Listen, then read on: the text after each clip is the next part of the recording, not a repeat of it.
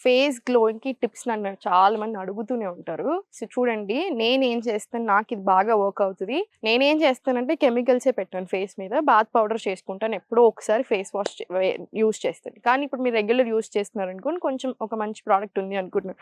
Use చేయండి పర్వాలేదు. కానీ ఒకటేసారి పెట్టండి. మిగతా అంతా ఫస్ట్ మార్నింగ్ లేవగానే ఫస్ట్ కళ్ళ మీద వాటర్ చల్లుకోండి. తర్వాత నార్మల్ రూమ్ టెంపరేచర్ వాటర్ తోటి ఫేస్ అంతా నీట్‌గా ఒకసారి వాష్ చేసుకోండి. సేమ్ ఇలానే 3-4 టైమ్స్ డేలో బాగా రిపీట్ చేస్తుండండి. మనకేంటంటే ఐస్ రిలాక్స్ అవుతాయి.